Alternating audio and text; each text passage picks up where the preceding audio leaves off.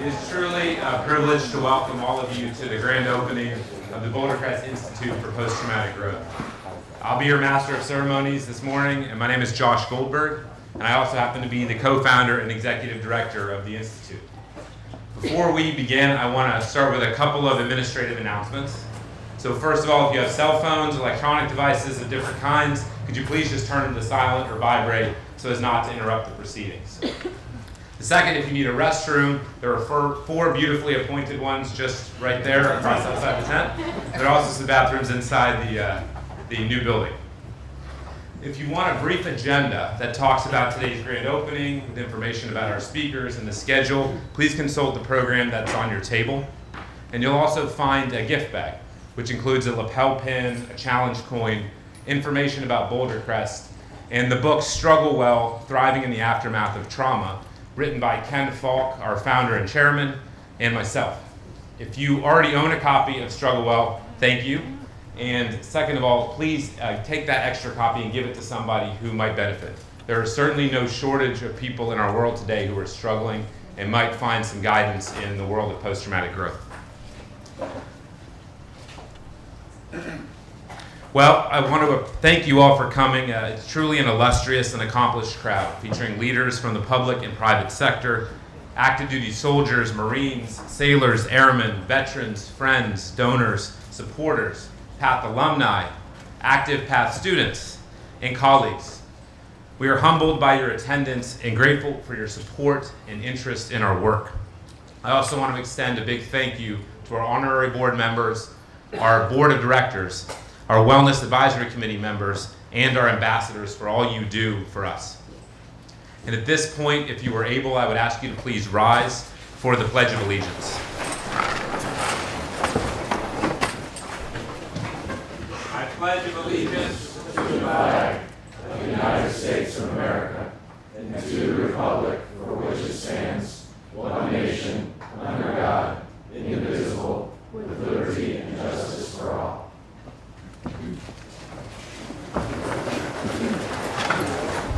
Thank you. Well, on behalf of our honorary board, our board of directors, Ken and Julia Falk, Boulder Crest Retreat Virginia colleagues, Boulder Crest Retreat Arizona colleagues who are joining us on the live stream, and the Institute team, I want to thank all of you for joining us today for this opening ceremony of the Boulder Crest Institute for Post-Traumatic Growth. Today is a truly special day because we celebrate not only the launch of the Institute, but the 5-year anniversary of the opening of the beautiful Boulder Crest Retreat, Virginia, which is just up on that hill. Today is very much a celebration of what has been accomplished to date, but more importantly, all that is to come. There is much work for all of us to do to create a world where anybody who's struggling has the opportunity to transform that struggle into profound strength and post-traumatic growth. The speakers you will hear from today know about post-traumatic growth not only because they have studied it and read about it and guided others through it, but more importantly, because they've lived it. Before I invite our first speaker to the podium, however, I want to acknowledge someone who cannot be here, Joshua D. Brown, and his family who is with us, Josh's parents, Warren and Sue Ann, and his sister, Amanda. Josh served his country for 11 years as a bomb disposal technician, achieving the rank of Chief Petty Officer and deploying to multiple war zones. When Josh left the Navy, he quickly became a successful entrepreneur and started a technology company focused on Wi-Fi and surveillance solutions.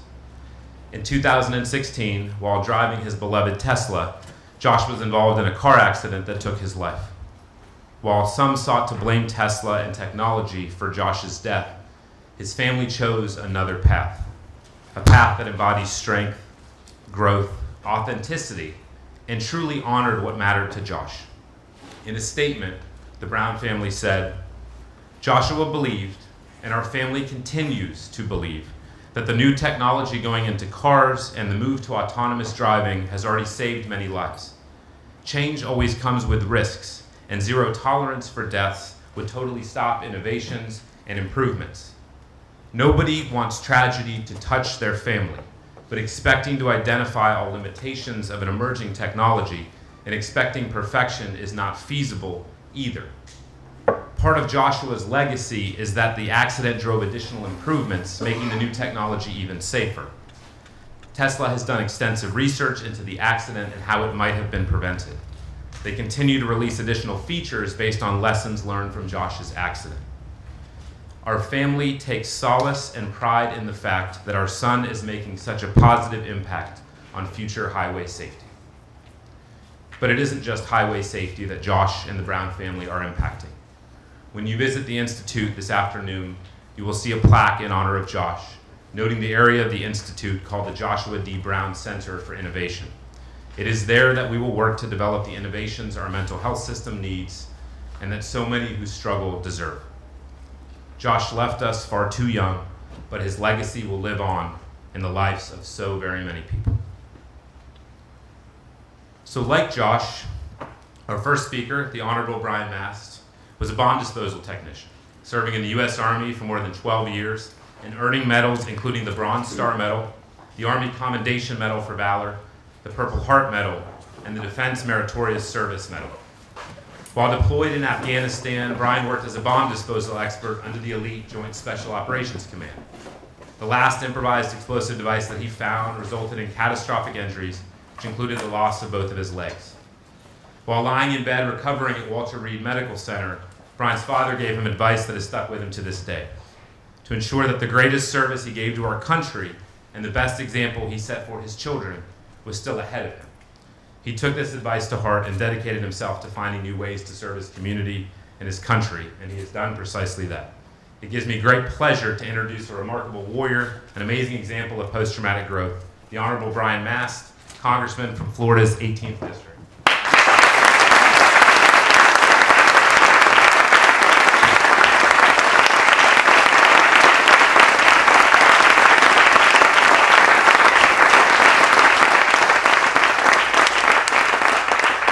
I'd just start by saying I love Ken. I love everything that Boulder Crest is doing. I got to be here. I want to say it was the day that you were first cutting a ribbon on this place. Media out here saying this is what's going to become one day. I think it was back in 2011, maybe. Might have been late 2010. I can't remember the exact date. But it's amazing to be here again and see everything that was brought to fruition by a vision and by a militant style of organizing and executing and getting out there and bringing it across the finish line to mission accomplished. And it's a worthy mission.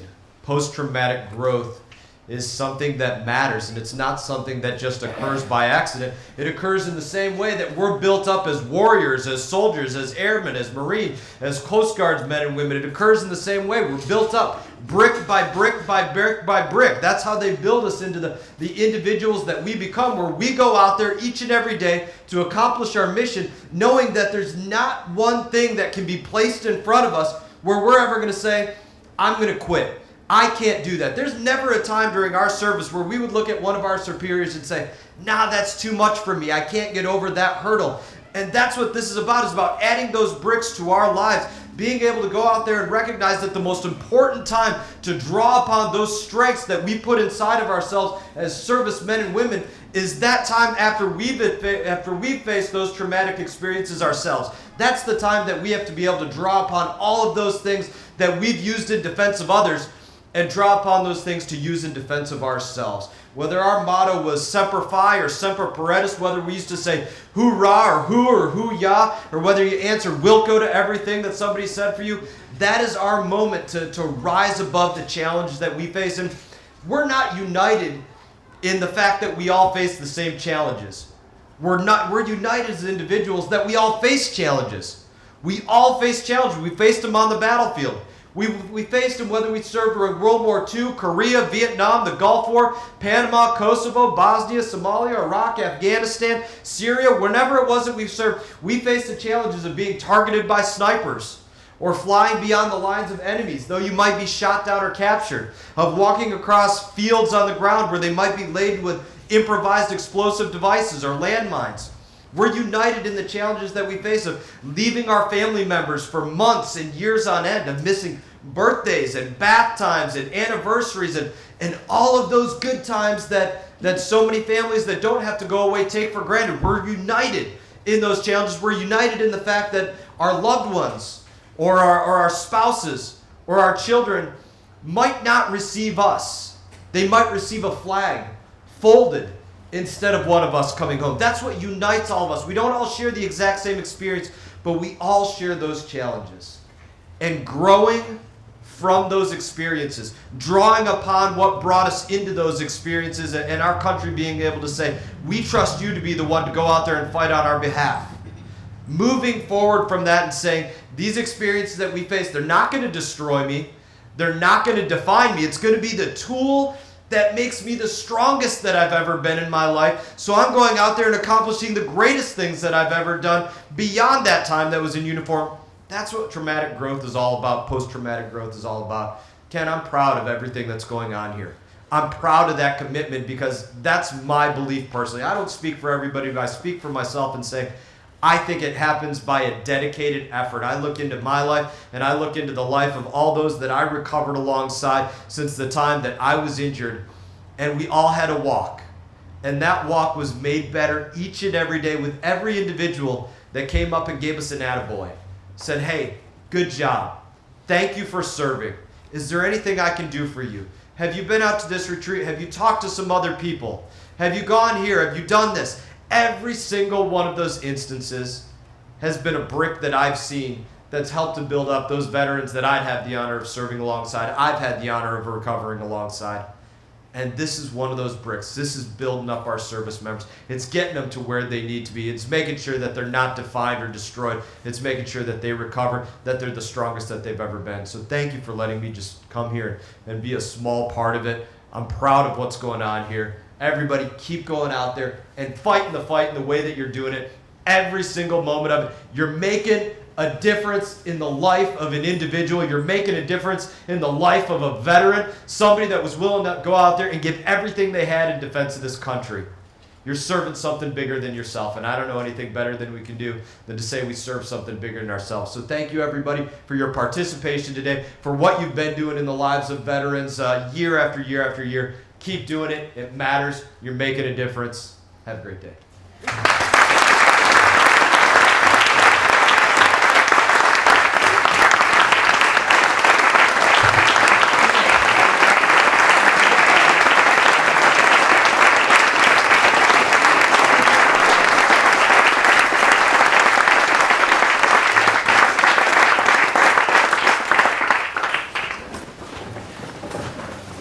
Thank you, Brian, for your enduring service, your example, and all you do for a community that means so much to so many of us.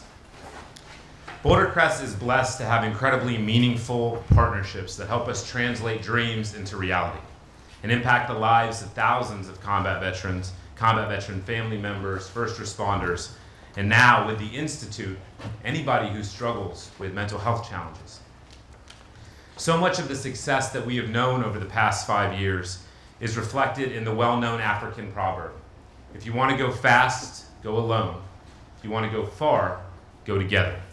We want to thank all of you, our donors, our supporters, our volunteers, our staff, for all you have done to help us go far together. Two of those partnerships in particular speak to what is possible when we work together towards a common purpose with a shared vision. And today we want to recognize the Marcus Foundation of Atlanta, Georgia, and the Harry and Jeanette Weinberg Foundation of Baltimore, Maryland. These two partners made the foundational investments that enabled us to open the Institute, and I want to acknowledge their generosity, their guidance, and their support. Thank you for making this day possible.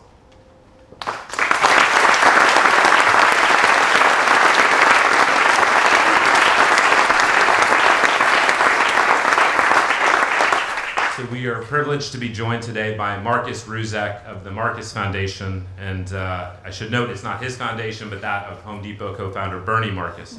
And Marcus is a great friend, a partner, and a supporter of Boulder Crest, and his vision truly is for a better future for our nation's veterans and their families, and his vision and his commitment is unparalleled.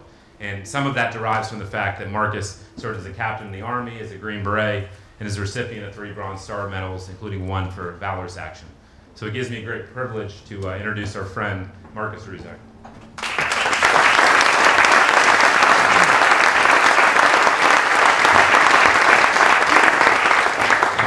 Thank you, Josh. You stole my first line. Like, it's the best first line. You know, the Marcus Foundation, I just happen to be named Marcus. I'm not the Marcus. I still have to use it, but soften me up. Marcus is Bernie Marcus, the co-founder of the Home Depot.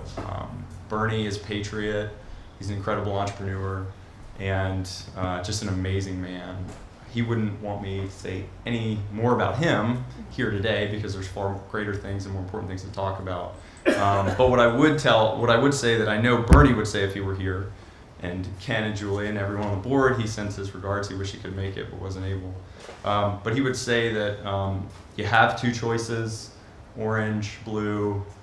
I think you can figure it out. None of this happens without the Home Depot, right? And Bernie means that. His company is everything to him. He wrote his character and his integrity into the fiber of that company. And because of its success, he's able to now focus all of his efforts on saving lives. And his new ROI is saving lives. And luckily for us, he cares about veterans and our population. And that's quite a special thing for Bernie to focus on. So, we first came out here. Bernie hired me about 5 years ago. I was fresh out of active duty. And he said to me, I want you to learn me and my character, my company. I want you to learn the things I care about. I want you to overlay your experience and that of your comrades and tell me how we can have the biggest impact. He never gave me a budget. He still has never given me a budget. He says if it's right, we're going to do it. I was in the job about a year and then sent back to Iraq to fight ISIS alongside the Kurds and came home shortly after that. And I literally came and visited here because Sarah called me. And I was on leave at the time, hadn't even gotten back to work, and somehow she got my cell phone number. I don't know where the heck she got it from. Kudos. And I ended up making a trip a few months. I mean, I'm a few months removed from combat, and I'm walking the grounds here and seeing what Ken and this organization has built and brought to life, only a few years prior. And it spoke to me in more ways than I can adequately say today. I immediately knew we needed to do something. And in our follow-up conversation, I said to Ken, what is it that you need? And he said, well, we know we're on to something here. We need a way to professionalize it. We need to create a curriculum. We need to define what we do here, and we need to study it. And so I took that in front of Bernie and our board, and they immediately said, Bernie's entrepreneurial, and he wants to try things and go places others aren't willing to go. If there's an opportunity for impact and something that can be grown and scaled one day, he's willing to do it. And Bernie said, we've done quite a bit, and we're heavily invested in clinical traumatic brain injury care for veterans. And I want to recognize Dr. Jim Kelly, who has started and run the Marcus Institute for Brain Health, and who came in from Colorado to be here. And him and Ken have come together in a partnership that is unprecedented in the veteran space. And it's the humility of both these great men and their drive and passion on behalf of our veterans that has moved Bernie and our board to make big commitments. So Bernie immediately said, absolutely, we need to do it. The results have begun to come in. I'm sure Dr. Tedeschi is going to talk about it. We're incredibly impressed with what we've seen. But Bernie said to me very early on, I didn't build one hardware store, I built the Home Depot. So it's great to have one nice place, but how do we make it bigger? And again, Ken said we need an institute, we need to continue to professionalize, and we need to grow and scale. And Bernie got behind this right away. And we're grateful to come along with the Weinberg Foundation and do it together and make this investment into a new future for post-traumatic growth. So when I met Ken, I walked these grounds, as I said, I was incredibly moved. And we immediately saw his passion. And we saw that this is a visionary leader who is no longer interested in all the things that he did and the success he had in business, but now he's interested in one thing, and that is healing our comrades and bringing them home appropriately. He's also willing to take risk, and he's entrepreneurial, and that aligns with Bernie in so many ways. Ken has brought together a coalition, not just of do-gooders and nonprofits, but of funders and people at the table who have big vision with him, and that's what we want to share in. So I also want to recognize Mike Monroe from the Clark Foundation, who's been a great partner and a funder of Boulder Crest, and somebody who has helped us say this is worth teaming up on and creating this new collaboration and going bigger. So Ken, you've inspired us, you've inspired Bernie, you spoke in front of our board in March, and after you walked out the door, the side conversations were, this guy's for real, this is where we need to go deeper, right? And I appreciate that, and I appreciate what you've done. Bernie's got your back. I'm here to tell you that from him, and we're really excited to see where you can take it. So I'd like to introduce Ken Falk.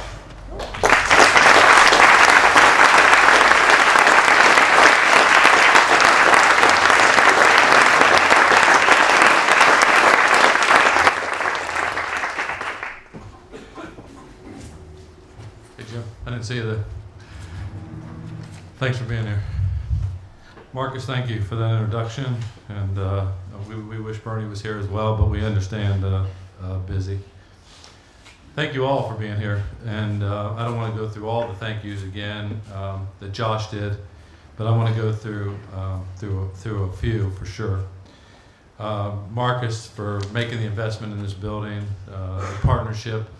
It's interesting in the nonprofit space to get people to co-invest in strategies, and when you see, the Marcus Institute in Atlanta and the Weinberg Foundation in Baltimore really had no real ties and connections, and we were able to bring everybody together because it was a shared vision, and what they donate to and what they invest in was really important. So we're really grateful for that partnership.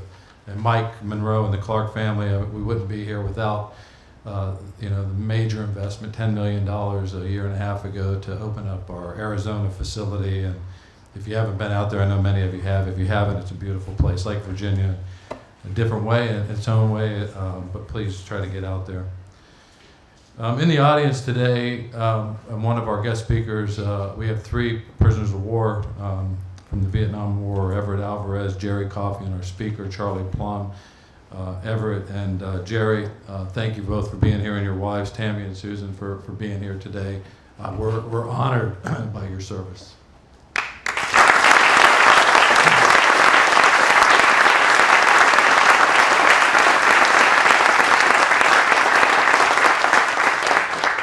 And Warren, Sue Ann, and Amanda, thank you for being here. We're honored to highlight Josh in the computer room up there, and I can still see him from my days in San Diego with him in Indian Head, and I know he'd be sitting at one of those computers right now. Josh, well done. It's amazing what you can do when you set a vision, and I'm glad to see this thing come to fruition. Our honorary board, our board of directors, we started the morning off with a board meeting. A lot of good things happening here, to say the least. My staff at Boulder Crest Retreat, Arizona and Virginia, and our development team, everybody who's here, neighbors, volunteers, ambassadors, we can't do this without you. We've logged thousands and thousands of hours of volunteerism. And as a nonprofit, when you start to put a value on that stuff, it's a lot of cash. And from washing dishes to cleaning horse manure out of the pastures to painting the fences, it's amazing what the volunteerism around this place gets done. And I'm not just talking about the neighbors. I don't know if this is this working? I don't know if it's just not the neighbors walking in off the streets. We get companies like Deloitte and Accenture and these companies that come in here with 50, 60, 70 employees, and in the time it would take you, to paint a pasture fence, maybe a week and $20,000, they do it in a day with 50 or 60 employees. Congresswoman Comstock, thank you for your continued support. She's always here, and we appreciate that very much. Congressman Mast, I love saying that. I've known Brian since probably since the day you were injured, right here in Walter Reed, and got medevac. So my wife and I, early in the war, started something called the EOD Warrior Foundation. EOD is bomb disposal in the military, which is what I did, what Brian did, what Josh Brown did. And that's how we got really involved in wounded warrior care. We knew there was more we could do, and that's why we opened up Boulder Crest Retreat. And it's not just for EOD personnel. I have to clarify that because some people think of my background and think it is, but this is for any and all combat veterans. And our Warrior Path program now is opened up to first responders. Many of you have heard of our vision and the science of post-traumatic growth. The guy who coined that term, Dr. Rich Tedeschi, is here, and he's going to talk to you. But our country's, I don't know if it's in the middle or the start or where we're at, but we're in a mental health crisis that I don't think numbers alone can describe. I've had 125 Americans a day that take their own lives. 22 of those are veterans. 800 million people in our world suffer with mental health issues. in our country alone is opioid addiction and crisis. There's problems that just don't seem to be getting the resolution and the support they need to get solved, not just served, but to be solved. It's a problem for all of America, not just the veteran community, and that's why we're really here to launch this institute, because Josh and I wrote this book, Struggle Well, this year, and it's not just our book, it's a combination of everybody you'll see in the names of the book. Ours are on the outside, but our staff has been delivering this Warrior Path program, and we took the philosophy of this Warrior Path program and tried to put it in a book because we know how many people are struggling. And somebody said to us a year and a half ago, what can we do for people who are struggling that can't come through Warrior Path? And we knew that writing a book would be one way to get it out there. And the sales of the book have been good, not great, but selling books is hard. It's like anything else, you got to get out there and hustle it. But what we've had and the messages that we've had back, and I'm not talking just from people who are on the verge of taking their own lives, and you can read some of this even online on our website and on the Amazon ratings, but clinicians who are delivering mental health care who said they've never talked about growth in their treatments before, and that they see how important it is to talk about quotes. And we're not here today because this dumb bomb tech thought that it was a good idea to help people. I mean, that we knew what to do with severely wounded people in the hospital. Their families needed support. They needed money for hotels. They needed money for rental cars. They needed money for meals. You know, it's not like if you get hurt here in Loudoun County and your family lives in Loudoun County where you can go to the hospital every night. Brian was stationed in Fort Bragg. His wife was living there. His family's from Florida, family from California. That happens. Everybody's disrupted. All their lives are disrupted. And we knew how to deal with that. But in August of 2015, the Journal of the American Medical Association, not Ken Falk, but the Journal of the American Medical Association said new and innovative and engaging treatments for PTSD are desperately needed. The second quote I read came out this year. It's from a guy named Dr. Thomas Insel. He was the head, not a clinician, but the head of the National Institute for Mental Health, the nation's highest level of mental health in this country. He said, "This is the question I've been wrestling with. Are we somehow causing increased morbidity and mortality with our interventions?" It's not Ken Falk. This is the head of mental health for our country. Somebody's asking us for something new and innovative. The head of mental health is saying we may not even be helping people, we may be causing bigger problems. So why do nonprofits step up and help? Because we can. We can do things at a place like this institute that can't be done in the government. The government takes a long time. It's like turning an aircraft carrier. It's hard. Bureaucracies are difficult. It will come. I'm committed to making sure what we're doing here gets into the institution. That's what we're committed to. But to get it done quickly, nobody can do it better than a small company or a small nonprofit, and that's what we're so excited about. One more quote I just want to give you before you hear the rest of the program, and I'm going to get up later again and introduce our guest speaker. But the last quote that I read came to an article that was actually critical of some of the work we're doing here at Boulder Crest Retreat. And if you're watching on Facebook Live, I've reached out to him in email and he hasn't responded. His name's Dr. Anthony Massini, and he put a quote in a magazine, so he wants to be known.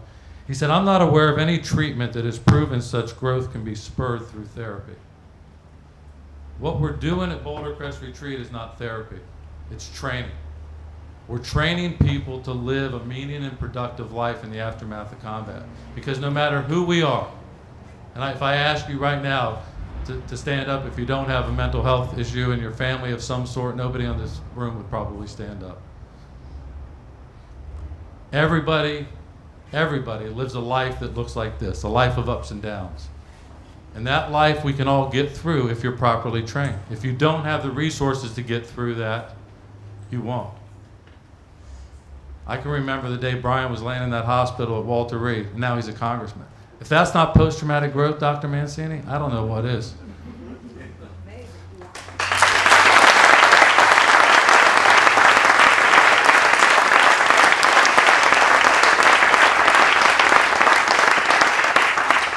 That's all I have for now. I'll turn it back over to Josh, and I'll be back up in a minute to introduce our guest speaker. But thank you all for being here.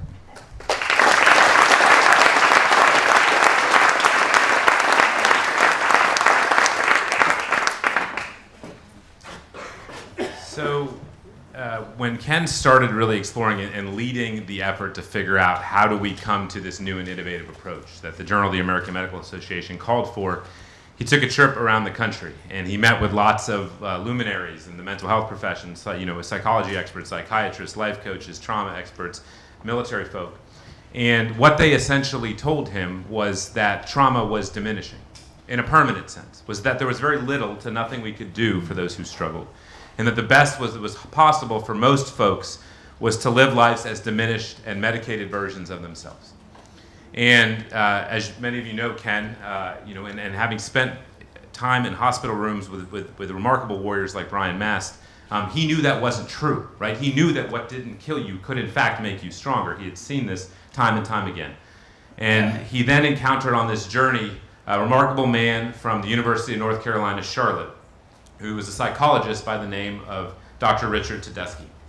And back in the 1980s, Dr. Tedeschi had started meeting with, in particular, parents who had lost kids to illnesses and accidents, and had heard from them these stories that, of course, they would give anything in their life back, including their own lives, to have their children back on Earth. But knowing that that wasn't going to happen, what they reported in the aftermath of that loss was the creation of things in their lives that they had never encountered before. A sense of deeper relationships, a greater gratitude and appreciation for the life that they did have, more meaningful and insistence on a more meaningful existence in terms of service to others. And we see this with the Sandy Hook parents who go and form rapid response teams to deploy to the scenes of school shootings, like in Florida and Parkland. And in 1995, and Rich was telling the story last night, in 1995, he walked down the hall and him and Lawrence coined the term post-traumatic growth. And it first appeared in the appendix of a book called Trauma and Transformation. And we had the opportunity to meet Rich, and what was different about Rich was a couple of things. One was certainly this lifetime of work he had done. But the second was that Rich was a psychologist. He was a mental health professional who was filled with zeal and optimism, and he loved what he did. And he reported that where some people talk about visceral trauma from their patients, that all Rich knew was visceral growth and visceral joy and visceral purpose and visceral service. And so we started talking to Rich, and Ken asked him the pivotal question. We know that post-traumatic growth exists, but can you train people to achieve it? Can you take someone who's struggling and say, hey, we want to tell you about this thing and we want to help you walk this road? And Rich said to Ken that absolutely, and that's what we've been working on since 2015. And over that period of time, we've been born witness and been the beneficiary of Rich's brilliance, his experience, his guidance, and his kindness.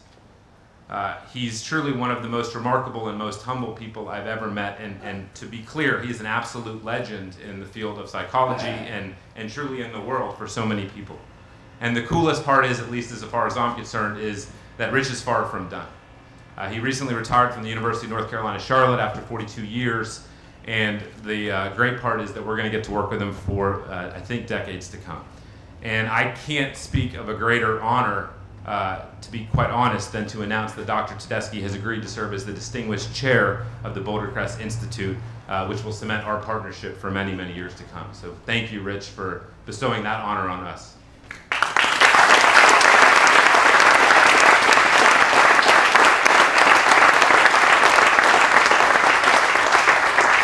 And I would be remiss if I didn't acknowledge Rich's colleague, who we've also been working with since 2015, Dr. Brett Moore, who at one point was the longest deployed psychologist in the history of the United States Army, 27 out of 36 months. And Brett's incredible work and his pioneering work in lots of areas of military psychology and trauma has changed the lives of countless people. And Brett's graciously agreed to be the vice chair of the Boulder Crest Institute, and for that we are very indebted, Brett.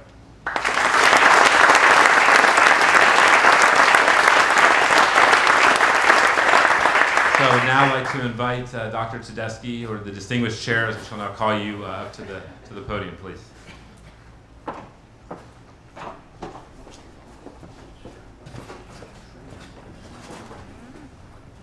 Thank you very much, Josh, for that kind introduction.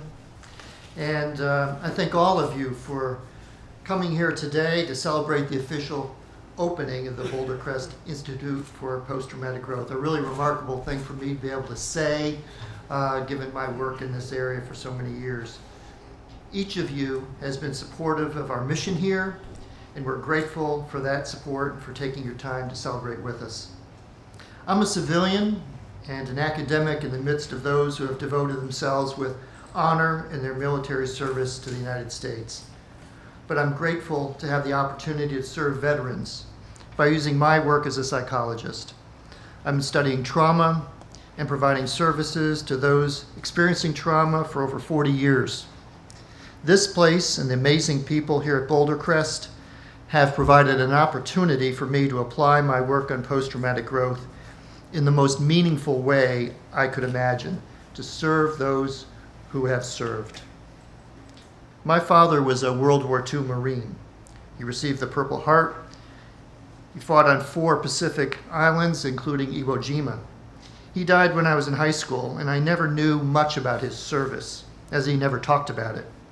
But the 4th Marine Division provided me with a college scholarship, and I may never have arrived at this place without their generosity. It wasn't until many years later I obtained my father's records, and it was clear that he was discharged in August 1945 with shell shock, what we now term post-traumatic stress disorder. I wish he had been able to attend a program like this. So many warriors like my father have never had the opportunity that Ken Falk and his people have been offering here. The go-it-alone situation of too many who struggle finding their footing in civilian life is ending with what's being accomplished here at Boulder Crest. With the opening of the Boulder Crest Institute, we can begin to process of further developing the PATH programs we have here, learning more about the post-traumatic growth process and how to facilitate it, training in our model many more people who are trying to serve the mental health needs of veterans, and expanding these concepts and this training to those who suffer from other psychological traumas. All of us at the Boulder Crest Institute will approach our tasks with humility and with passion. We recognize that we do not have simple answers for complex problems that survivors of trauma face. We're listeners and learners about trauma, and are especially dedicated to learning from those who have gone through it. We look forward to partnering with other organizations that have been struggling to find a way to deal with the overwhelming numbers of veterans who need to be helped with dignity and with honor, and with approaches that point toward meaningful lives. At the same time, we're passionate about this mission and the possibilities that can be found in all who have suffered. That's what post-traumatic growth is all about. Innovation is necessary, but we cannot afford to innovate for its own sake, to blindly follow fads, or to fall back on conventional wisdom. Too many lives are at stake. The lives of those who served honorably, their families, their communities, and a nation that's in need of people who understand the kind of selfless dedication that's necessary for a successful mission. Thank you for coming and supporting the next phase of the mission of Boulder Crest. Thank you.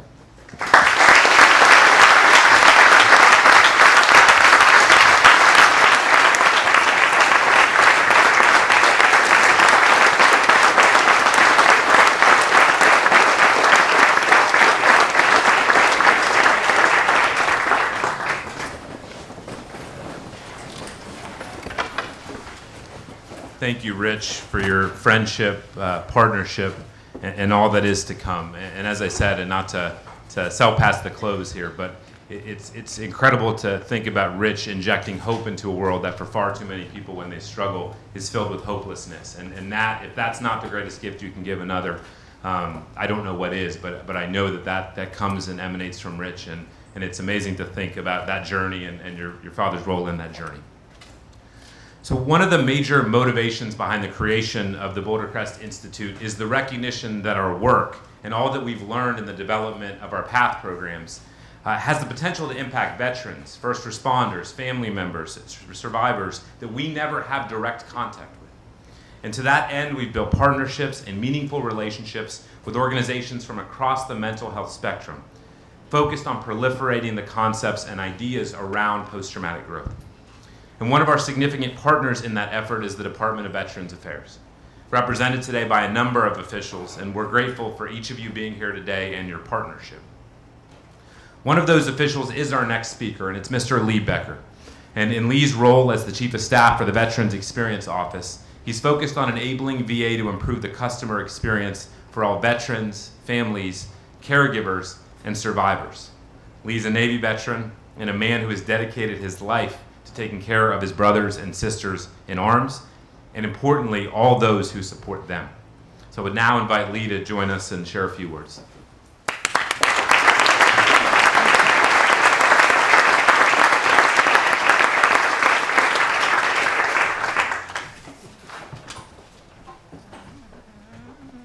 Wow.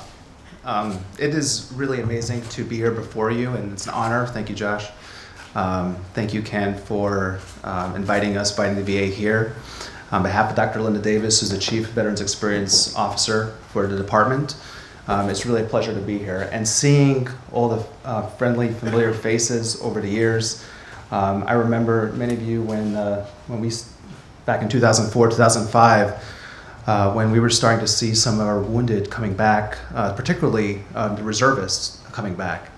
And I was asked to come on mobilization orders to help to start that process. And one of those units was 4th Marine Division, 3rd Battalion, 25th Marines.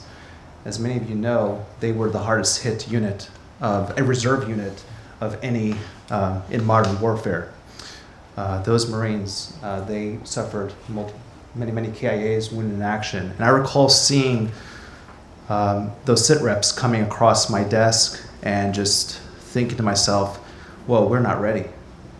Many of you really came together and to help piece it together and to kind of identify what are the needs. Because it was very evident early on at that point that we did not have the necessary capabilities, because this was not the type of conflict or wars that we were used to as we had in the past. So we had to do something different. It required innovation.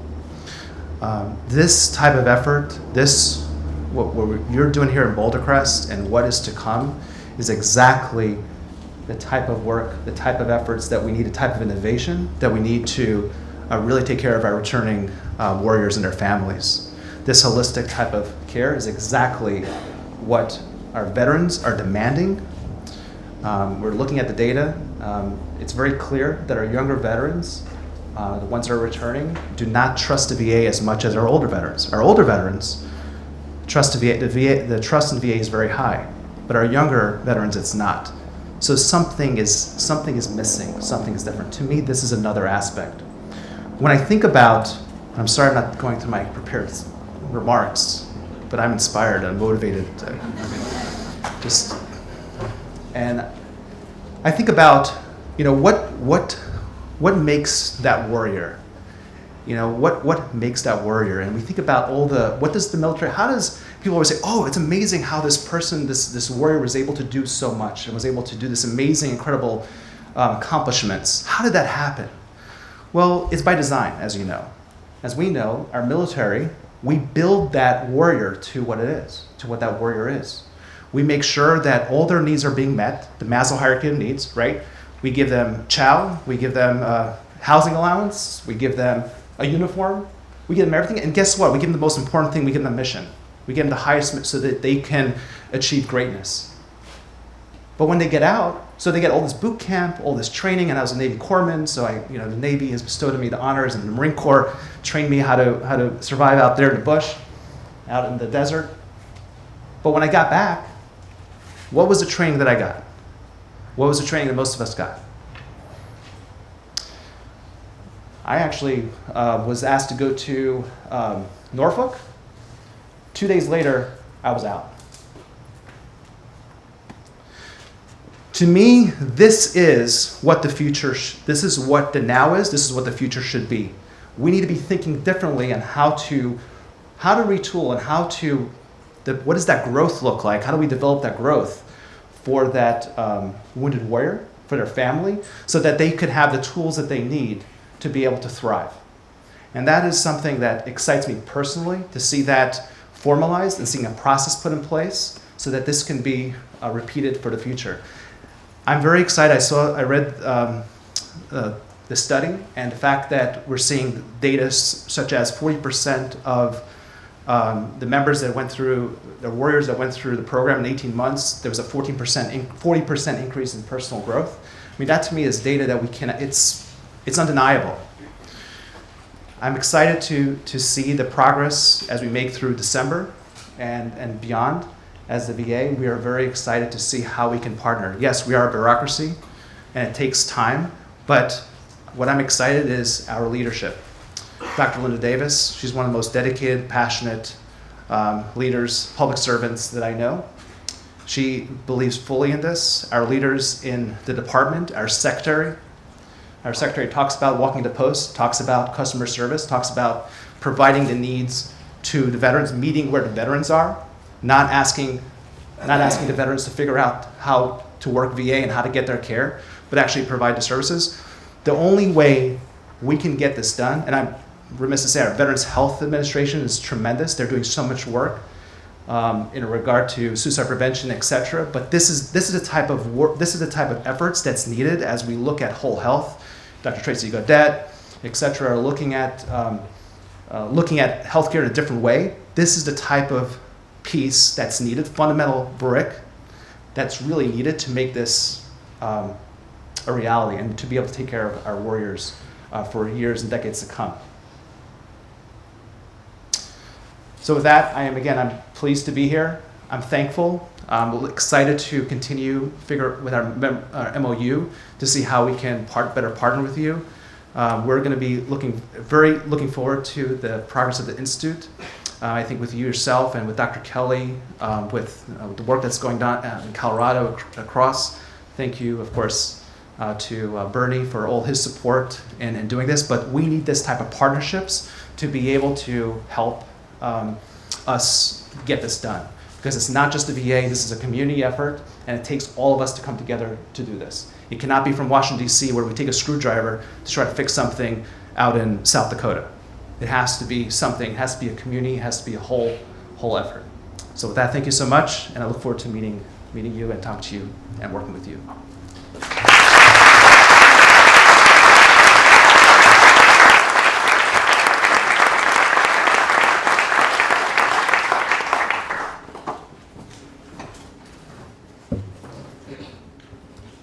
In 1989, I broke my back in a parachute jump, and I thought my military career was over.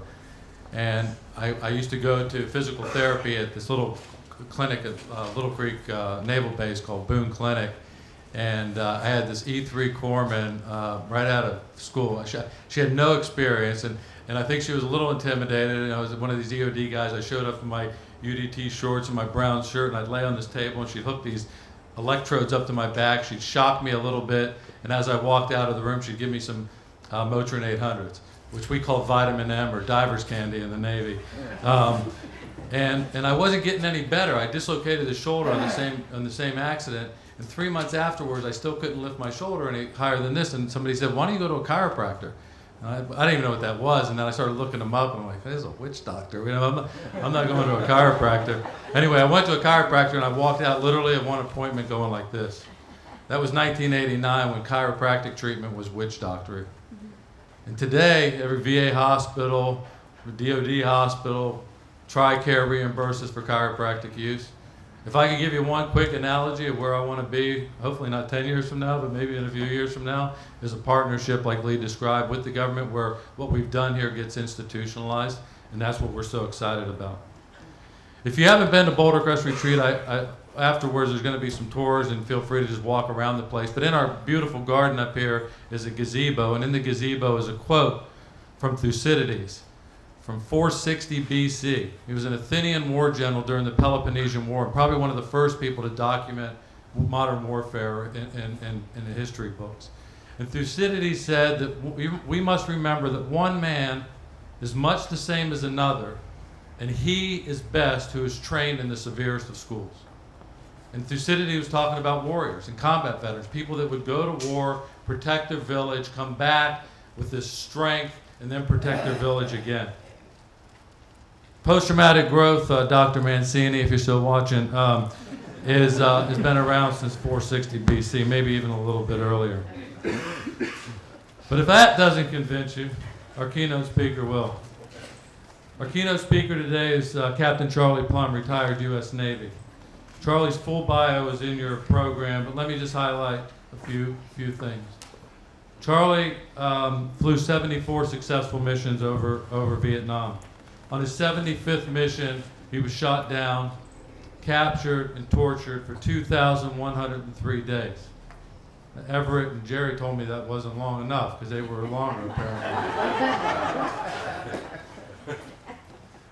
But Charlie, I got to tell you, I don't know. I don't know if I could be standing here. He returned stateside to what he dreamed and hoped for, and it wasn't there. But Charlie, like the other 591 POWs, were trained well in that famous prison camp at the Hanoi Hilton. They were trained to dig deep, to not lose faith, to create the hope in their lives for what was going to be like when they came home, and to grow, not in spite of the captivity and the treatment, but because of it. Ladies and gentlemen, please help me with a warm welcome for Captain Charlie Plumb.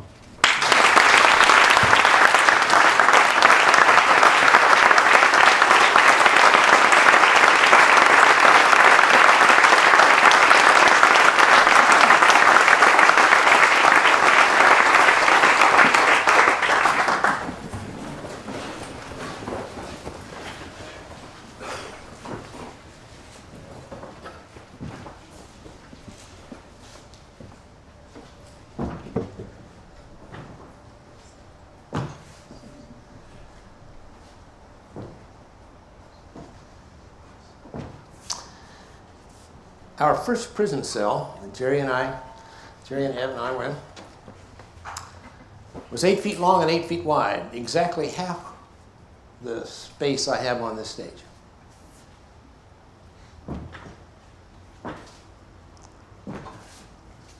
I remember distinctly the dimensions of that little cell. I could pace 3 steps in one direction before I ran into a wall.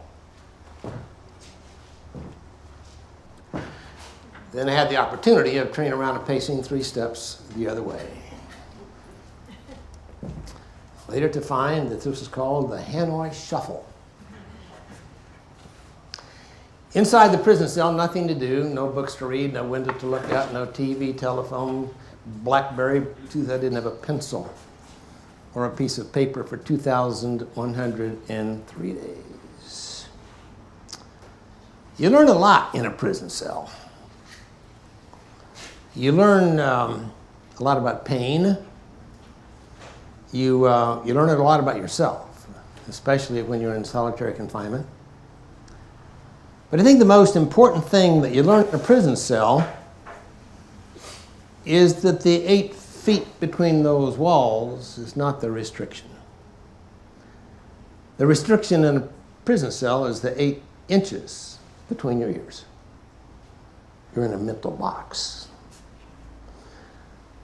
And we found and were convinced that the mental boxes of our lives could be more restrictive than those walls of stone and steel that we were behind.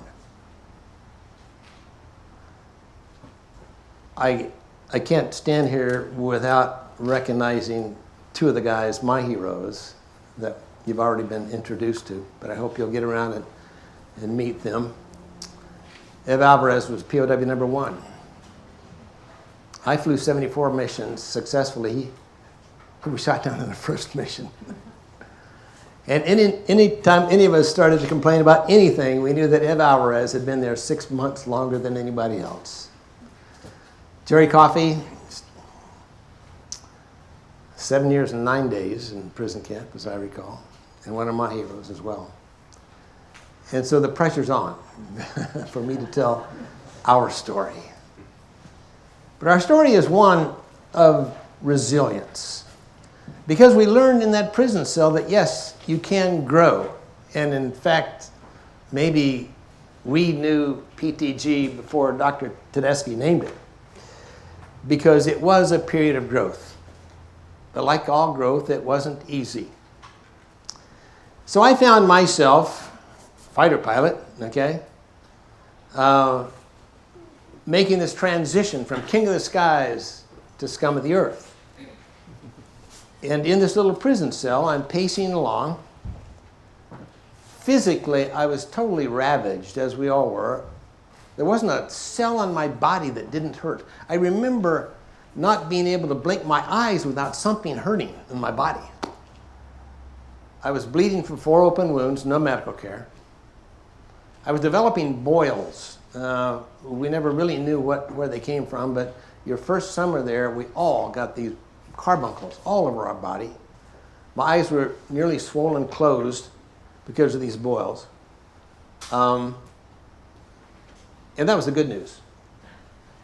The bad news was my mental state. I had given up.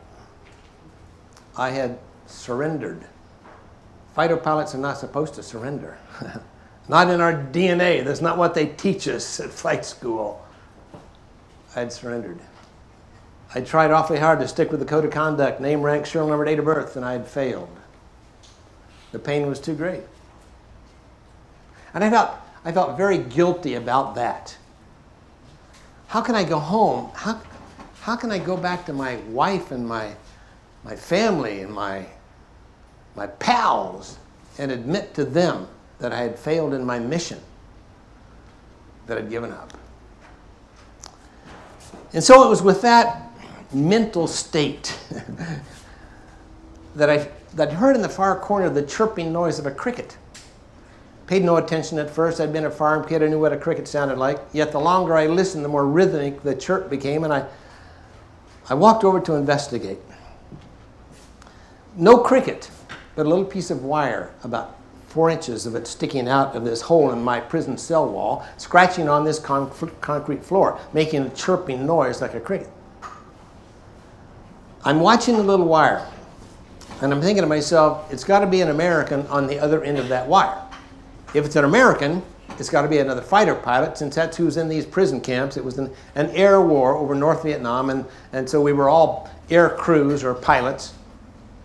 And my first thought was, boy, would I like to talk to another fighter pilot. Man, we can tell some stories. My second thought, quick to follow, is I don't want anybody to see me in the shape that I'm in. I am embarrassed to even speak to someone else. I am not worthy of even talking to another fighter pilot. Because that guy on the other end of the wire has to be stronger than I am. He's probably older and he's probably more mature, and he probably didn't spill his guts to the enemy. And so I ignored the wire for maybe an hour, sweating bullets, and the wire kept scratching. I finally got up the guts to reach down and grab the wire and tug. The wire disappeared, but it came back about an hour later with a little note wrapped around the end of it. The note was written on a dirty piece of toilet paper in ink made from ashes and brick dust, and it said, "Memorize this code, then eat this note."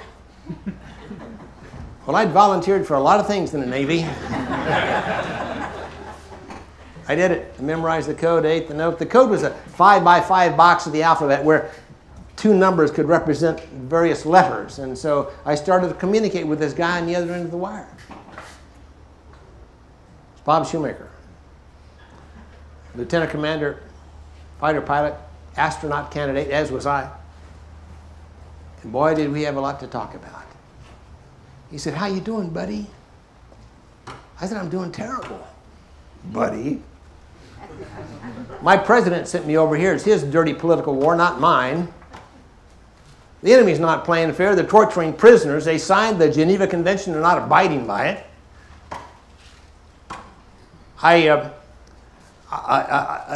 It wasn't my personal airplane. That was a U.S. government airplane. Congress bought it. I didn't. They should be here. I should not. He said, "You want to know your biggest problem?" I said, "You mean I have problems bigger than the ones I can see?" He said, sounds like you're suffering from a fairly common prison disease. Most guys get it when they come here. If they don't get it cured, they don't make it out of here. Oh, man. What's the name of this disease? He said, around here we just call it prison thinking. I said, prison thinking? He said, Roger, you think you're a prisoner. I'm thinking, what kind of nut did he put me next to? Look at this. Filled with boils, okay, still bleeding, still no medical care. I'm down to about 115 pounds. My sole possession in life is a rag I have knotted around my waist to hide my nudity. Clearly, I'm rotting away in a communist prison camp, and now, to add insult to injury, they put me next to a positive thinker. They kept tugging. Bob Shoemaker had been there for 2 years. In fact, he was the number 2 guy, shot to 8 years in a prison camp. Spent a good long number of hours, weeks, and months piecing together little bits of wire, stuffing them out a hole in his cell wall across the storeroom between 14 feet of wire through that little hole in the wall to contact me. It was vital. And we started to communicate. And communication was vital, as we found there. That for a guy that couldn't communicate, was in the far corner of a camp, or decided not to communicate with the rest of us, and didn't have that support group that we established in the prison camp, the guy probably wasn't going to make it. And it wasn't the information, it wasn't the words, it wasn't the sentences, it wasn't the phrases we were using, the data we were passing around. The life-saving value of communication in a prison camp and at Boulder Crest is the simple validation of another human being. Because in those prison cells, when it was dark and you were alone, you'd lose track. You really wouldn't know what was a real memory, what was a hallucination. Sometimes you wondered if you were even alive or dead. The simple tugging on a wire or tapping on a wall. And to have that wire tug back and someone tap back at you on the wall meant 2 things. Number 1, somebody's responding to something I am doing physically. Thus, I exist. Number 2, somebody cares. So we communicated for a while, and finally, after several days, I said, Shoo, I've got a confession to make to you. And when I tell you what I did, you may not want to talk to me anymore, and I can understand that, because if our roles were reversed, I wouldn't want to talk to you either if you did what I did.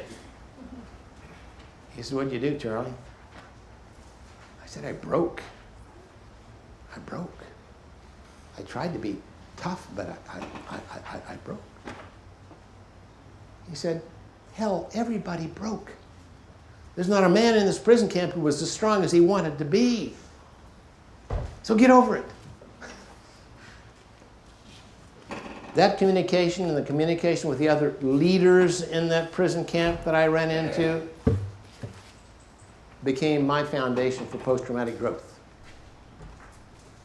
He said, Shoemaker, as a matter of fact, one time said, you have just joined the best team you'll ever play on. We have leadership in this prison camp, American heroes, who will be the best leaders you have ever seen. He said, and they've turned this thing around. We are not victims. When I first heard that, I looked around this prison cell. I'm thinking rats and bugs and 2 bowls of rice a day, and I'm not a victim. We are not victims. We are warriors. We have a job to do. We have a mission to accomplish. We're not on the sidelines of this war. We are in the middle of it. And we will continue to fight this war till our last dying breath. Wow. Taylor Keenan wrote a book. It's called Lessons from the Hanoi Hilton, which has become one of the basic books taught in Warrior Path. And she did a lot of study of us, the prisoners of war, and what the book essentially states is, we came back, 591 of us, to a different country, to a community, both in and out of the military, of psychologists and psychiatrists that thought we'd be in baskets. They had written us off. They had our families briefed to institutionalize us the rest of our lives. That's what they expected. And maybe logically so. You know, in a condition like that for that many years, I mean, talk about trauma. From 591 men, we have produced 17 generals, 6 admirals, most of us retired as senior grade military officers. We have doctors and lawyers and preachers and teachers and bishops and judges and mayors and 2 ambassadors, a governor, 2 United States senators, a vice presidential candidate, a presidential candidate we buried 2 weeks ago. They're telling us today we're healthier mentally and physically than we had been shot down. How's that for post-traumatic growth? Bob Shoemaker retired as a 2-star admiral.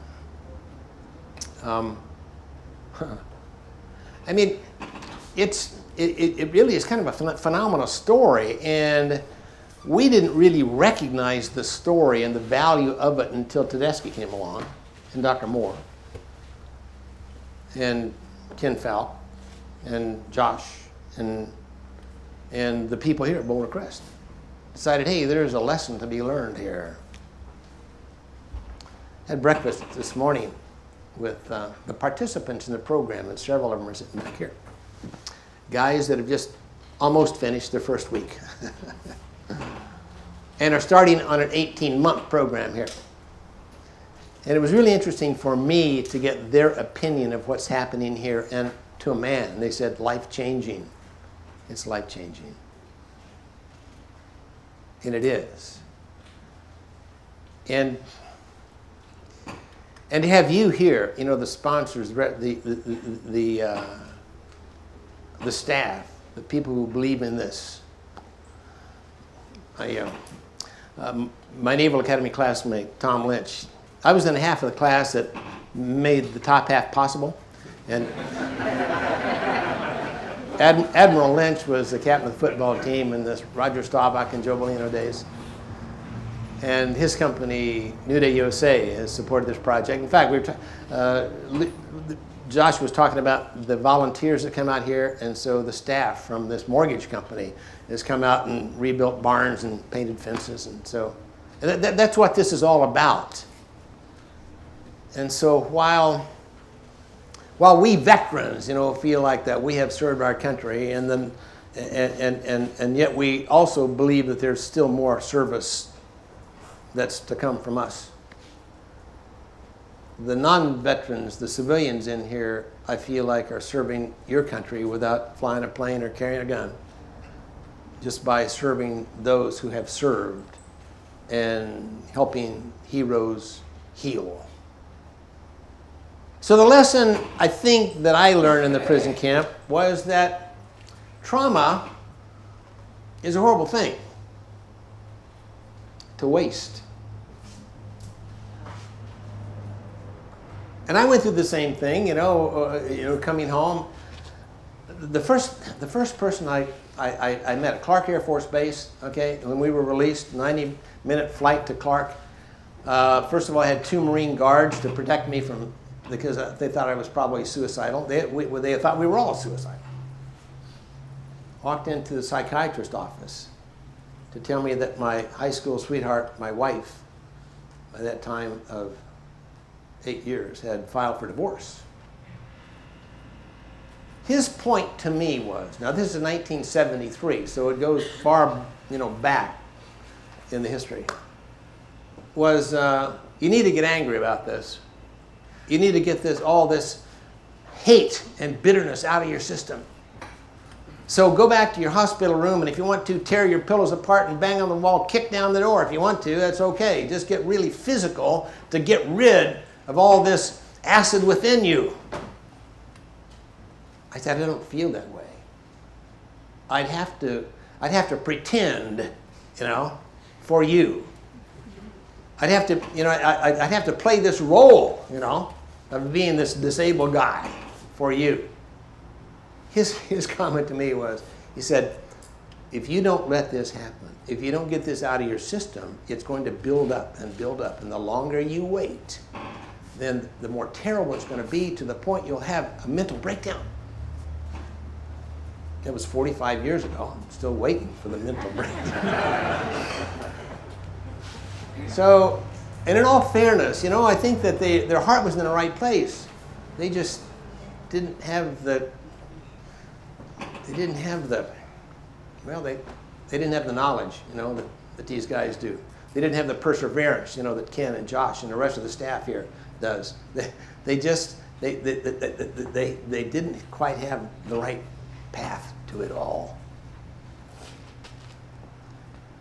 While Tom Lynch and I were at the Naval Academy, one of my heroes was our superintendent. He would stand in front of the big pep rallies before the football games, and he would clench his fists. You could see the veins running his guy's brow when he would say, "You guys can do anything you set your minds to do."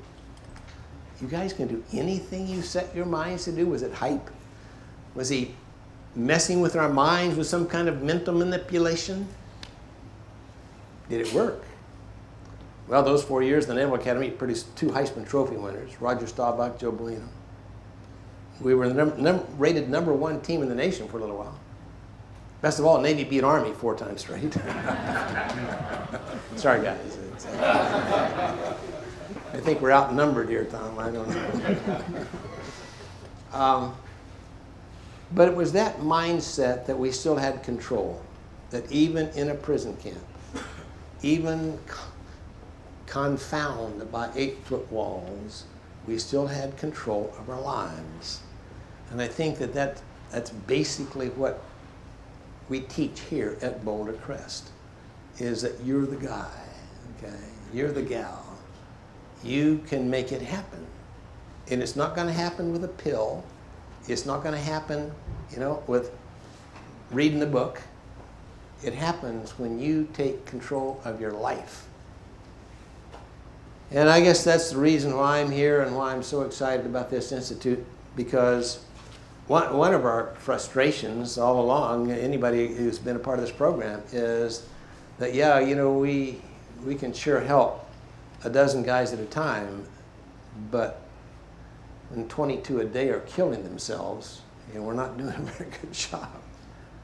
And so to try to leverage what we've learned here, to try to put this stuff on the street, to make it nationwide and worldwide, and not just with the veteran community, but anybody who's got a problem and has this stuff we call post-traumatic stress that can actually be valuable in their lives. So I'm looking forward to having lunch with any of you, and if you have any questions, I'd love to talk to you. I want to congratulate each of you for being here, because it's a long drive out here and a long way across the country. But just the fact that you're supportive of this institute and the potential that here, this is magical stuff. And I love Ken's analogy that, you know, we've come a long way in medicine, and we got a long way to go. But I'm convinced that if we can get together, if we can make this thing work, and then if we can leverage this to bigger and better things all over the country, we can, in fact, do anything we set our minds to do. Great being with you. Thank you. Thank you very much.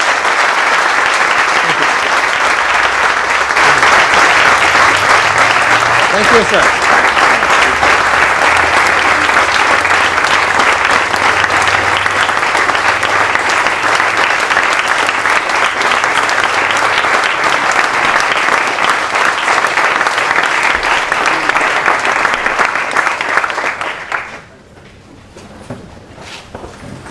Thank you, Charlie, for who you are, how you are, the way in which you've enriched all of our lives at Boulder Crest, and the impact you make on the world.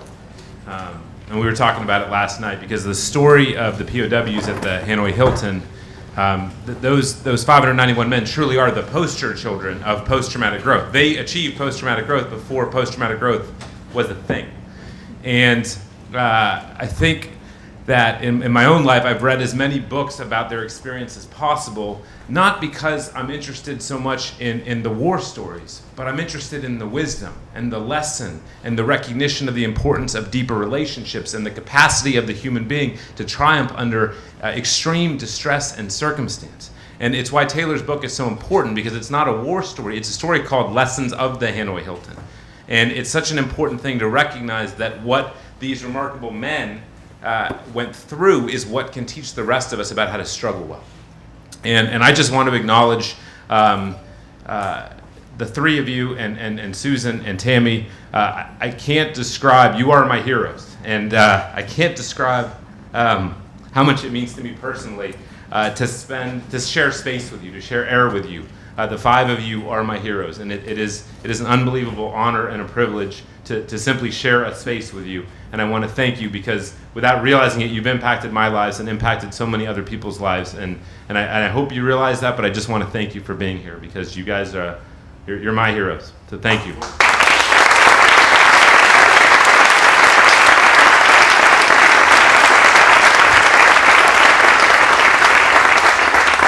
And I think the reason why, and part of the story that we were also speaking about last night is as Charlie said, the spouses of these men, the family members of these men, were told that they would be infantile, infertile, psychotic, that they would have to be institutionalized, and then they came home and they started talking to them. And there's a doctor named Dr. William Sledge who's still with us up at Yale. He's 95 years old. And Dr. Sledge continued to have conversations, and he couldn't figure out what was happening, because 80% of these men were better off than when they had gone. They didn't simply endure the experience or survive. They thrived because of the experience, because of it. And only 4% of those men returned home with PTSD, compared to Vietnam veterans at a rate of 30.6%. And as Charlie said, they've been studying this crowd to this day, and they are healthier on every single measure of life. And that speaks to, and what Charlie just spoke about, speaks to one of the two core aspects of what the Institute's designed to do. And that's to shift mindsets. That's to educate people about the existence of post-traumatic growth. Schopenhauer, the German author, said it best. He said, "Man mistakes the limits of the world for the limits of his own field of vision." We can't hit what we can't see. We can't reach for what we're not given permission to reach for. And when people struggle, they are told, almost exclusively, that the rest of their life will be some fraction of what it used to be. And that trauma will diminish them in some permanent sense. And certainly, I think everybody in this room, but certainly the three of you men, are tributes to the fact that that isn't true. That it is in the fiery furnace that we can find the deepest sense of character and the deepest sense of strength. And so one component of what we seek to do is expand and proliferate these ideas of post-traumatic growth in a substantive way, where they can be shared at college campuses and with mental health providers and people on the front lines working with trauma, to instill hope, because that is the core epidemic that we face in our country, is a disease of hopelessness, of despair. That's what opioid addiction is. That's what suicide is. Those are diseases of despair. It's when there's no hope, and it's all about instilling hope. And the second thing we seek to do with the Institute is to expand our programs. And we've spent the past 4 years, and Marcus talked about it and Ken talked about it, working on our Warrior Path program. And Warrior Path is an 18-month program that begins with a 7-day initiation, usually, the 7-day initiation. And the Warrior Path program is the first ever program designed to cultivate and facilitate post-traumatic growth. So to take post-traumatic growth and say, here are 8 men, women, and we are going to train them to achieve post-traumatic growth. We're going to train them to walk in the shadows of these remarkable men from the Hanoi Hilton, from Viktor Frankl at the concentration camps, to be able to walk that road, and most importantly, not simply to be better, but to do better, to serve other people. And the results of our program, and part of the reason why we were willing and able, and the Clark Camp family was willing to support our expansion to Arizona, was because of the results. What I can say, we just finished our 18-month program evaluation report, and the results are that someone who leaves here at 7 days has a symptom reduction in terms of post-traumatic stress symptoms of about 50%. They have anxiety reductions of about 40%, stress reductions of about 40%, depression reductions of 50%. 18 months later, what are the numbers? They're the same. The same. They go here for a week, beautiful place, and 18 months later, they still feel the same way. 50% reductions, far below the clinical threshold. And that, nobody can compete with. That, nobody can touch. But more important than that is what we've been talking about today, because life's not about having less symptoms. Some days we don't sleep well. Some days we feel anxious. That's just life. Life's about the quality of our life. It's about the relationships we have. It's about our sense of satisfaction with our finances. It's about how our body feels. It's about our stress reactivity. How likely are we on any given day to get upset versus not? How many positive emotions do we feel in a general way? And most importantly, life's about what you make of life, what you think of life. What's your headspace? What's your belief is? Are you a victim? Or are you somebody who believes that struggle has value? And on that front, we see growth between 40 and 60%. And so those numbers that are sustained in a way that allow us to stand up here with confidence and say, we need this to go to more places. And so we remain convicted of expanding Warrior Path programs to other places. We do not expect to have more Boulder Crest retreats. There are plenty of retreat centers around the country. There are plenty of organizations that we're working to partner with. But those are really the twin missions of the Institute. It's designed and focused to expand an understanding of post-traumatic growth, so that when someone walks in a room who's struggling, who can't see that their tomorrows have any hope of being better than their yesterdays, and somebody can say to them, hey, you're walking in a long line of people who've walked this road from struggle to strength, and let's walk that journey together. And that's a tribute to the work of everybody in this room who's made that possible, but that's the vision. And that's why we're so passionate, as Charlie alluded to, because we realize that if we can instill hope in people's lives, if we can start by keeping people here who would otherwise take their lives, but we can help them walk this journey and they can thrive and they can share their story and inspire other people, we literally can change the world. And at least I'm crazy enough to think that. And I will spend the rest of my life doing that. And I'm privileged and grateful for the opportunity to lead this organization, because that's what I intend to do. And I intend to do that because I'm somebody who, as a civilian with no military experience, had a time in my life when I had no reason to live. I couldn't see it. And that man over there with the white goatee told me that wasn't true.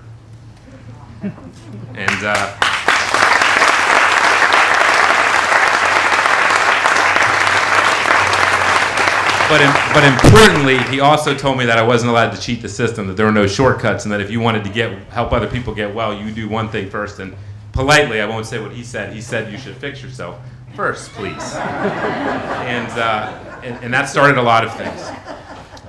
So that's what this is about. This is about the possibility to shift a mental health paradigm that seems to have really integrated itself into our society in a really negative way. And I think Secretary Mattis said it best, and he said that victimhood in America is exalted today.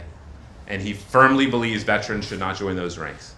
And as a civilian, I agree with that, and I agree that nobody should join those ranks. And the coolest part of Charlie's story is we know someone can go from a victim posture to a posture of believing that anything's possible with guidance, with a knock on the door, with communication, with validation, and that's what's beautiful. The road is not as far to walk as it seems.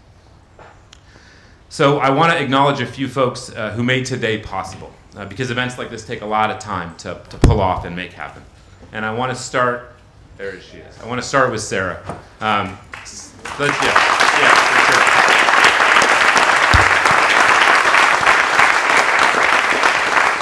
I don't often get to publicly thank Sarah, but she's been here since before there was a building on this property, and her dedication and commitment and fierceness and passion is second to none. And it is a privilege to work with you. It's an honor, and thank you. Thank you, Sarah. You're amazing.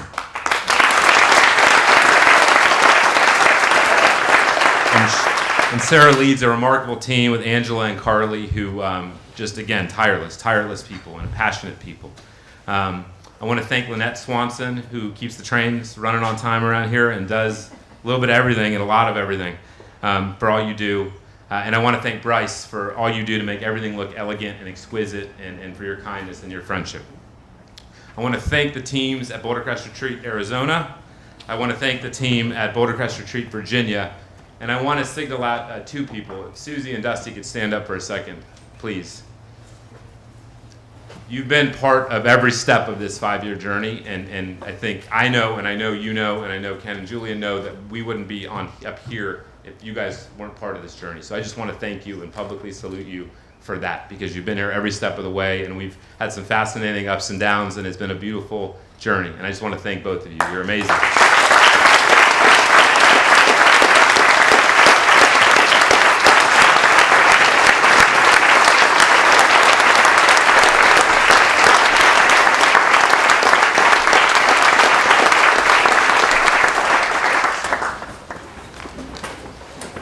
I want to thank Greg, Coach, if you stand up for 1 second, for all you do. Greg travels the country. He's on planes a lot. and trains folks in post-traumatic growth. And if Holly, if you'd stand up for a second, because we talk a lot about veterans and their families, and I'm not unaware of the impact that has on the family, and I want to thank you. Your husband is a great friend and an incredible asset to this organization and to the men that he now and women that he works to transform their lives, and I'm grateful. Thank you.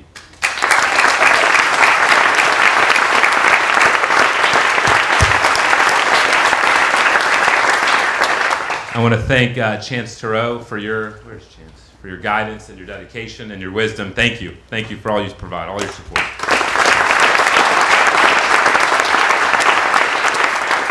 I want to thank Ken and Julia, the two finest people I've ever met in my life.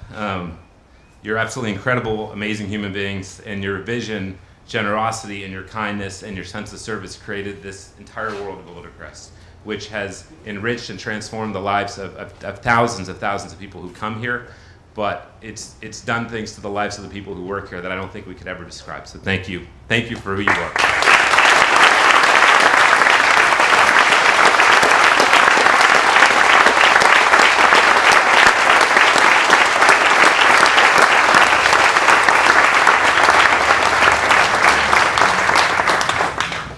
And last, I want to thank each of you. And I look around this room and I see people from lots of different organizations and walks of life, all who are committed and dedicated to making the world a better place. And I know that at times, and people spoke about this idea of reinvigorating this notion of 9/12, right? Of this idea that what unites us is much greater than what divides us, and that there is much to be hopeful for. And I was giving someone a tour yesterday of the retreat, and just saying, you know, I hear all of this, but I don't see it. All I see is the remarkable things that community do together.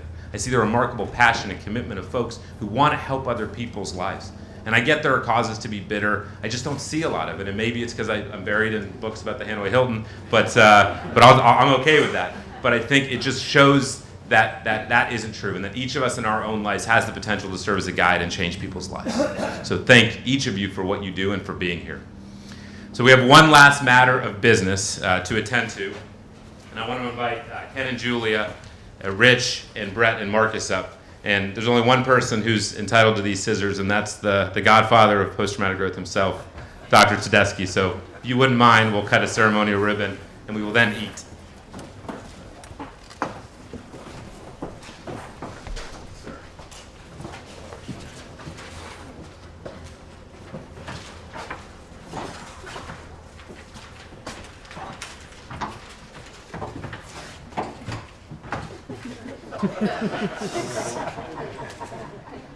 All right, Rich, do the honors.